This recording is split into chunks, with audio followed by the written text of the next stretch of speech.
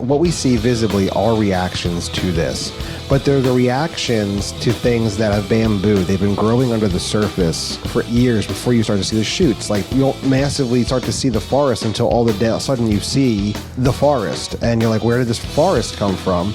Welcome to another episode of the Carpe Fide podcast, where if the shoe fits, you wear it. And if the truth hurts, you bear it. I am Justin Gruber. And I am Jesse Gruber. And today we hope you will seize the faith.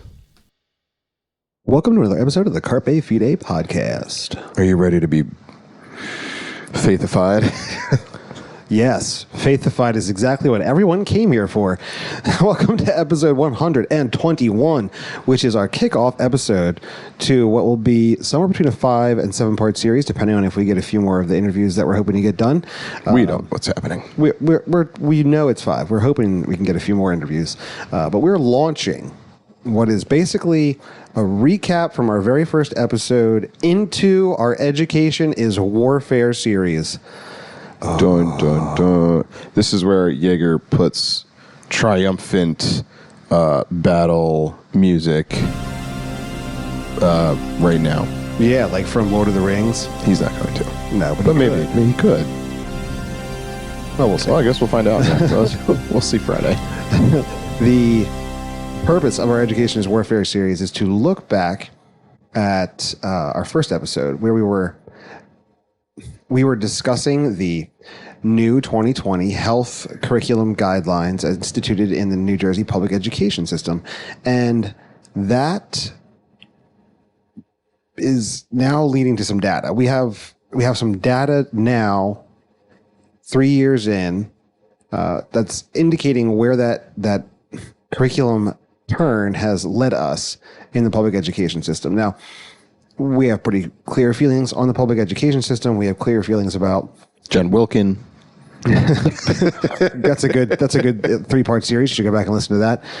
And we have a clear take biblically on what we feel the parent's responsibility is to educate their child. Now, we've talked about options. We've talked about all of the different methods in which you can employ in educating your child. But the key here is to look back on where the world through their paradigm is taking children, and then through the Education is Warfare series to give you connection points to people who have homeschooled, people who have written curriculum, people who have educated in the public education system, educated in the Christian in a Christian education system.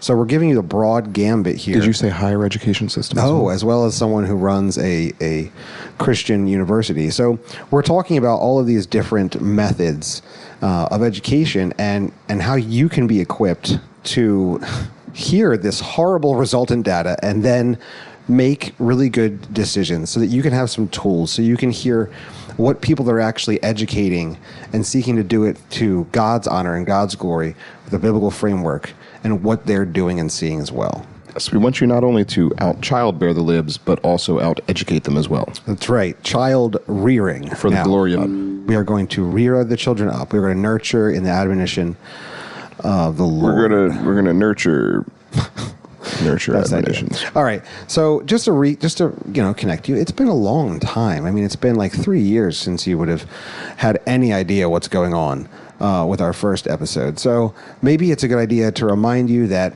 when 2020, the New Jersey implemented, they actually started writing it in 2019, rolled it out in 2020, but then kind of paused it because we all know what was going on in 2020 in the education world. Dun, dun, dun. The vid came, and then all the teachers got paid to be running Zoom classes, and all the students got educated by not being educated. Yeah, people likened it to homeschooling, but it wasn't. It was still people telling you what to do, and homeschool is literally the opposite of that. Yeah. It's you kind of doing what you know to be the best for your child and your family and your situation. So when everyone's like, "Oh yeah, I homeschool," no, you didn't. You did something harder. No, that was harder. No. Which also, I might add, when we go to look at this data that we have from the public education system, it's like, since 2019, yeah, but except for 2019 and 2020, both were tremendous years of non-connection points. You didn't have the same connection points. So essentially, we're gaining data from 2021 to 2023. Really, is what this in practicality. Yeah, in practicality, like it's covering those 4 years, but really it's only 2 years of actual boots on the ground kind of data. But nonetheless, when they rolled out this education, it included all sorts of interesting things. Like the very first, right out the box, you have grade 2, when it came to personal growth and development. By the end of grade 2, they were hoping that children would have the understanding that all living things may have the capacity to reproduce. They may. And in this, they want them to define reproduction and explain the ways in which parents may care for their offspring. So here we have by the time they're 7 to 8 years old, we want them to define reproduction. Now, I don't know what that means. I don't know if that's the concept that kids know, like, oh, a mommy and a daddy make a baby, right? Or a man and a woman. Daddy and a daddy. Right. Mommy and a mommy. So we already, right off the bat, we're talking about things that I believe are something an adult should be having conversations. Like, you can simply say, all living things reproduce. No, I learned about this in Blue's Clues. Remember that Blue's Clues parade they did with the the dolphin in the wheelchair and everything? They didn't do that when I was watching Blue's Clues, which was actually when you were watching Blue's Clues. Yes. I'll take a coked out Steve over that parade any day. Oh my. Ironically, it's better than that parade. It's better. In things they want them to be able to engage in second grade in social sexual health, which, like, no, they don't even need this rubric, but it's all about expression. So by the end of second grade, they want them to know that they have the freedom to make their own choices about how to express themselves, right? They don't have to be limited by certain gender role stereotypes. They don't have to they can be able to know that there's different types of family, different kinds of families that are displayed, right? All of these mushy ways, and this is just by the end of second grade. This is where it's like, oh, this is really simple. It can't. If this is like base level stuff. We're not getting to the kinky stuff yet. I mean, they do want them to understand how pregnancy and parenting works. So, explaining the relationship between sexual intercourse and human reproduction. Thank goodness. I was like, that's not right. I jumped to grade 5. Apologies. So by the end of grade 5, so now we're looking at 11-year-olds, give or take. I don't know. I homeschool. Yeah, it's fine. It's 11-year-olds, 11-ish. Explain the relationship between sexual intercourse and human reproduction. So that's exactly what an 11-year-old, it means probably what they need to know, I guess. Sure. These are conversations that parents should be having. Like, this is just, they don't have to do this in the public education system. For all of time, this is how this has worked. And now it's changed. Yes, sexual intercourse makes more humans. That's correct. But yes, this is how we see all biology working. Explain the range of ways pregnancy can occur. So IVF and surrogacy, and I already have questions. There's longer conversations to have in there, but I guess we're not going to have them. We're just going to tell them that this is what you'll do. You can do any of these. You don't have to just do it the regular way. Oh my gosh. They can describe the characteristics of healthy versus unhealthy relationships among friends and with family members. They can describe how families can share common values, which is right, offer emotional support. This is great. Explain the importance of communication. Describe gender role stereotypes and their potential impact on self and others. We can't have those in there. Differentiate between sexual orientation and gender identity. Here we go. That's key. Huh. And this is all by fifth grade, right? Demonstrate ways to promote dignity and respect for all people, sexual orientation, gender identity, and gender expression. I don't see religion in here anyway. I guess we don't have to have any differences. No need to respect religion. Nope. So by the end of... It's so antiquated. The 11th graders need to know the difference between sexual orientation and gender identity.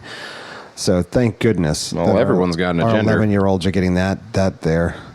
It's great. By the end of grade 8, we're talking about lots of fun things here.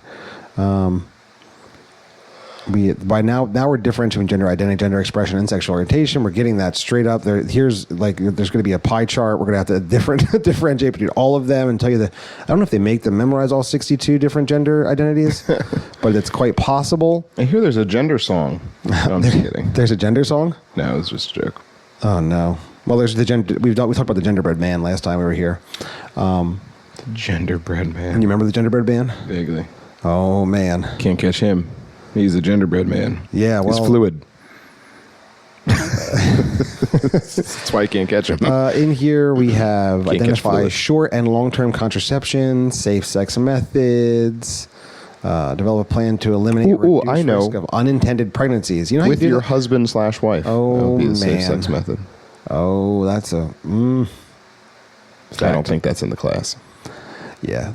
So these are all wonderful things that we would like by the end of 8th grade. So we're talking our 13-year-olds now, and then by the end of senior high, it's basically just like here's all your condoms, and just go ahead and have sex. I guess that's pretty much what's going on here. Well, yeah. Well, I'm reading all these like there's no. I'm not reading any. in of 8th this. grade, they're putting the condom on the banana. In 9th grade, they're putting the condom on each other. That's how that's working. Teacher. All right. So Thank you, New Jersey. that's a brief recap. Now, you might say, what's all the like gender identity and all of the progressive sexual identity teaching going on in there? Why do we have to start being able to understand how sex interacts with people by 10? Like why do we care? Like identifying the difference between your gender identity, your expression, how you express yourself, gender roles, the normative gender roles, and how they can, inhibit your ability to express yourself. Why are we doing that? And what does it turn into? Well, this is the thing. We now have some data out that let us know exactly where it's leading. And this came at the end of June, was written by, in the Post-Millennial. And the article's title is Non-Binary, Identifying Students in New Jersey Skyrocket Over 4,000% Since 2019. That's I don't know about you, Jess, but that's like a lot of percent. That is so many percents. It's like way more than 100%. It's like 40 times 100%. Yeah, gee whiz. Did Now, I do that right? Did I move my it's like decimal right? 40 times. That's exactly what that is. You did a good job, bud. Thanks. Like 5 out of 4 people have real problems with fractions. Yeah. And basically that's what percents are. So you did fine. Regardless, 4,000 since 2019. So we're talking 2019 and 2023. Obviously, we're not completed the school year yet, but by now we've completed the school year. Yeah. By the end of June It's- 25th, it- they it- have completed it the is school July- year. it is July, Justin. No. I'm sorry. It's been really hot, and I It's can't almost think. August. Can't think at all. This year has flown by the way. Holy cow. So we have, but given that 2019, they hadn't yet implemented those particular health guidance changes where they're actually teaching the kids the difference between gender identity and sexual orientation, and they're trying to limit their exposure to toxic gender stereotypes and liberate their expression. We hadn't introduced that into the curriculum yet. But by 2020, they had planned on it, except the school year got all sorts of wackadooded up. So it really didn't get implemented well in 2020. So we're really talking 2021, which was pretty much a full school year, 2022, and now 2023. So we're looking at essentially 2021 through 2023. And I think that gives us a smaller sample size. It makes it sound a lot bigger when you're looking at 2019, 2020. But at least it gives you a starting point. They had to start somewhere, right? In 2019 and 2020, we have a total as identified by New Jersey Public Schools of 16 students that identified with what you would consider a non-binary identity of some kind. So not a traditional gender identity. Not a boy, not a girl. Something else. Or something other than the boy or girl that they had identified as. It doesn't break anything down here. Now, as the education then begins to flow, right? Seep into, reach its tendrils into our children. Or do it, yeah, to do exactly what you would expect it to do, right? To then educate, or in this case, manipulate, indoctrinate, inculcate, Inseminate. oh, damn. Well, that's another, you did not, I'm going to kick you right off of this podcast. It's relevant. So as that's happening, we've ballooned by the time we get to 2023 to a number of 675. Now, you're saying that doesn't seem like a lot still. Now, by the grace of God, yeah, that doesn't seem like a lot still compared it's to a all the lot kids in more than education. 16. It is it is literally 4,118% more than 16 students. So as soon as you start to educate students that this is the way, right, that you should, like, at no point is there in the education rubric, being a man, if you are born a man, is a good thing. Being a woman, if you are born a woman, is a good thing. Yeah. No, Mr. Rogers here. Yeah. Only boys can be the daddies. Thank you, Mr. Rogers. National treasure you are. So we don't. He tried to tell us. He tried to warn us. He was like, "Why can't you listen?" But yeah. So this huge increase is only those that are formally identifying. So these are kids that they can, on the books, they have this information for. Huge jump, which honestly we would expect to see. Now, what's like disturbing is like 41 of the 675 are elementary students. And that's just really disturbing. Because these are students that shouldn't inherently have any interactions with this particular ideology whatsoever. There should be none. There aren't many, like... Yeah, I thought that this type of training wasn't really introduced until later on in the age group curriculums there, Justin. What's going on with that, huh? Oh, no, absolutely not. It's a kindergarten, bud. Come on. Kindergarten, they have to be able to understand that there's gender normative behavior and how they can express themselves in many different ways.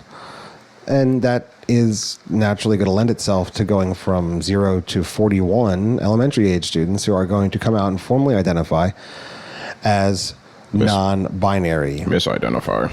So this is the problem. It blows my mind. This is where we want to address something. And I think we were talking before, Jesse, and your point is really good. The thing that really infuriates you about all this. Why don't you give the people what really frustrates you when you look at this? Well, just before we started recording, Justin asked me what I wanted to talk about, and it's the thing that frustrates me so much is that all of these evil people, they sit and they ponder and they make plans. You know, like that's what episode 1 was about, was the plan, right? And, you know, all of these people, you know, you've got Karl Marx, you've got Gramsci, you've got Dewey with the education system, you've got all of these people that are essentially evil or have evil intentions, and they make these plans and they implement them. They just get them going, and they get a following and they make it happen. And that's exactly what happened here. And we as Christians tend to be just like so reactive, like so reactive. If anything at all, we would be reactive. You know, it's like, oh my gosh, this is terrible. I can't believe they're doing this. Like, okay, well, what plans do we have? Like, what better plans do we have to get stuff done? And are we going to implement those? Because our enemies are. And there's got to be there's got to be movement here from Christians to combat these things. It's just it boggles my mind that these people get it. They're like bunting home runs, like they're not even trying. And I mean, in New Jersey, it's even worse. I mean, the article outlines even more that Governor Murphy's trying to do. There's a lawsuit involving whether or not there was one of the townships wanted to make it so that teachers had to communicate to parents if their child chose a non-binary self-identification option. They would have to tell the parents, which to me makes sense. If I was a parent, I would want to know if my kid said those things at school. And Governor Murphy is supporting legislation to try to, or not legislation, lawsuits to get that struck down. And he said Hanover Township's Board of Education's new policy requiring staff to quote unquote out LGBTQ students to their parents violates the rights of our students, jeopardizing their well-being and mental health. I support them in challenging the board's policy. Like these people are running over us with these terrible policies, these wicked decrees, these horrible agendas, and what do we have to show for it? We just react to it. You know, we comment on social media, make podcasts, but like, at what point? Where is our forward advancement here? Where is the charge? You know, Gondor calls for aid. Who will answer? We need some riders, or the riders of Roham. Not the riders. The riders of Rohan, but they're called the Rohim. Rohirrim? Rohirrim? Oh no, Scooby Doo. Raggy. Anyway, that's the point of this series, is to give you tools into your toolbox as a parent to be thinking through education. How to do it? Can I do it? What things do I need to be equipped to do these different levels of education that maybe aren't public education? And are we willing to count the cost before we go ahead and do something? Well, you better count the cost, because these other people are, you know? Right. And that's the reality of it. And to your point, that what we see visibly are reactions to this, but they're the reactions to things that have literally, like bamboo. They've been growing under the surface, you know, for 8 years before you start to see the shoots. Like you don't massively start to see the forest until all of a sudden you see the forest, and you're like, where did this forest come from? You know, and so, I mean, fungus would have been a better connection point. There's a fungus among us. Yes, because mushrooms underneath the surface are extensive with their. Anyway, I believe the largest plant in North America is actually a mushroom organism. Anyway, Really? That's neither here nor there. Yeah, I do believe. I mean, bigger than like the redwoods and stuff. Yeah, it takes miles. It goes miles. Oh, with their rhizomes or whatever they have. Yeah, the little thingies under the surface that go doesn't everywhere. count. Okie dokie. Well, that's what It's like coral. It's like, it's lots of different little organisms that makes one big organism. So It doesn't make any anyway, sense. what I'm trying to say is you can't see it, and then you see it, and then we react. So yeah, we have reactions. we had this tremendous red election in Virginia because the school boards and the education was disgusting, having horrible policies that were essentially sacrificing the safety of children, right? You know, we've seen. Oh, geez, that New Jersey readily adopts. Right. Well, I mean, we've seen blowback in Delaware, where you have Muslims and Islamic religious people connecting with people who are also just conservative and also Christian, just to oppose policies. And of course that happens, right? And we've seen protests in Canada, we've seen protests in California, we've seen protests all along particularly the coasts, you know, in areas where parents are saying, what is happening? Well, yeah, great. Now we're reacting, but we as Christians should do more than just react. We should have solutions. Why? Because we have solutions. That's why we should have them, because we literally have them, right? The full shaping of a child is placed into the hands of the stewardship of parents. That is the role of parenting.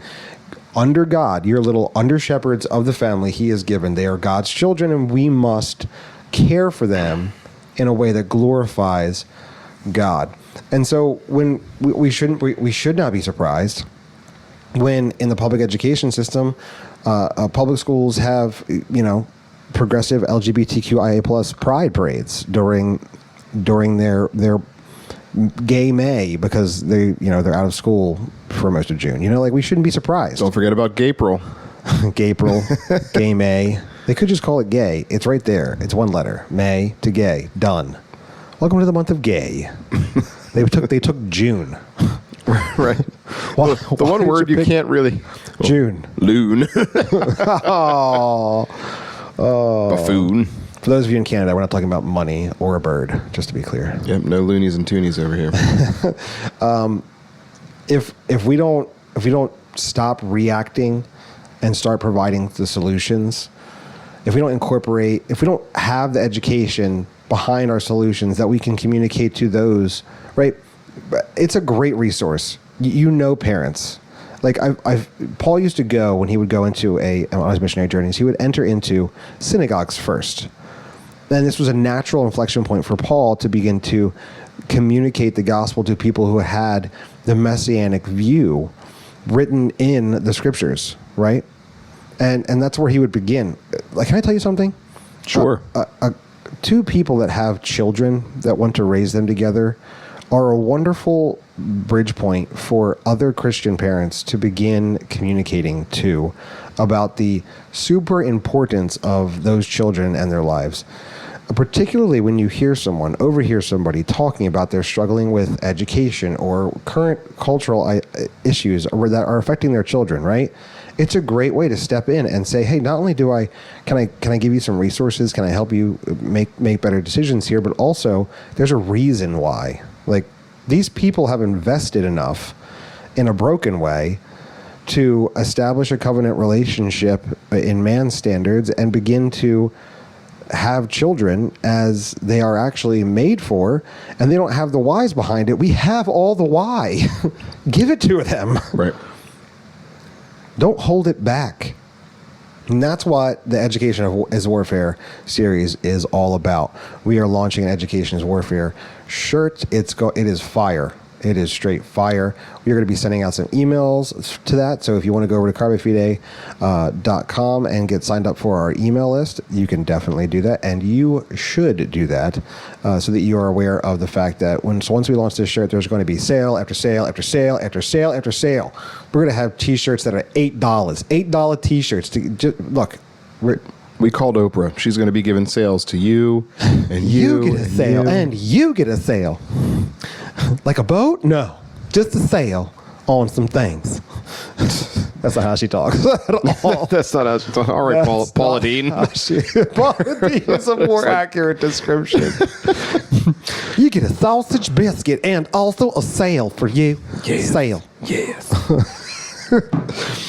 Speaking of sales, neither here nor there, but now that we've tried to awaken you for our Education is Warfare series, showed you how bad it's getting in New Jersey. It's not going super great.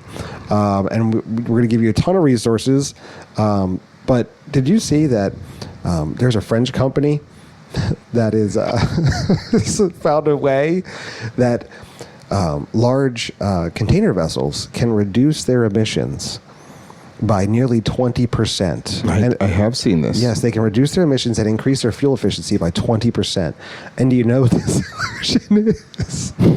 The solution is what they're calling a kite. a kite, which is just a sail. It's just a sailboat. They're taking one from their forefathers, they're like, and they're making this is amazing. A sailboat. Look at this technology. If we attach this giant kite to the boat, it pulls it. You dummies. You morons. Been doing that for some time there, friends. Back and forth across the Atlantic, the Pacific, and everything in between. Christopher Columbus is like, what is going on here? No, he's not French. He's Italian. Spanish.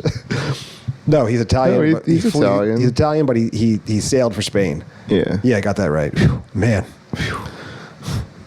He comes in like one of them good fellas, and he's like, "What are you talking about? I've been using sails for like 30,000 years. What's wrong with you?" Hey, Tony, you see these schmucks with these kites here? What do we call those? It's called a sailboat, you dummy. Sailboat. What are you, stupid? You learn that in your public education over there? I'm done. And that brings us back to public education, where you need to know education is warfare. Deuteronomy 6 talks about it. We have Ephesians 6 talking about how we are responsible for training up children. We have lots of Bible that speaks clearly to the full shaping of a child into their education. And we have been given that responsibility by God as his stewards. They're his kids. Take care of them. And to do that, we're going to help equip you. Dun, dun, dun. Anything else there, bud? No, I think that's a fine opening. Awesome. I would hate to gild the lily. Awesome. I think a nice short little intro. Get the whistle wetted, because the interviews. Never say that. I'm gonna say. Oh man, these interviews. I don't think that there's another podcast. Now this might be reaching a little bit, but I'm pretty confident that there's not going to be another podcast out there that's going to have so many fire interviews all lined up in a row, like the Carpe Fide podcast is with this Education is Warfare series. They are really good. It's mostly because the interviewee was they know what they're talking about, and so when we ask them a simple question, they're able to give really, really good answers that can help you. Like that, will be educated. I was helped. I've been helped by doing these interviews, and I'm like, oh man, people should hear these. Oh, let's release these interviews. So we're really excited. We're excited to do that, and hopefully that will edify you and encourage you to continue in persevering to train and nurture your children in the admonition of the Lord. If you do not have children, to look around you in your churches. There are God's children there. Continue to love and nurture them as well. And by doing that, we know that you will be absolutely seizing. That's not how we do this. No, that was terrible. That was awful. You can't pitch that to me. 121 times we've been doing this, and I can't get it right. Okay, well, let's just pretend like none of that happened, and we'll just go from here. Well, you know what? At the end of the Carpe Fide episode, we like to say that we hope you seize the faith.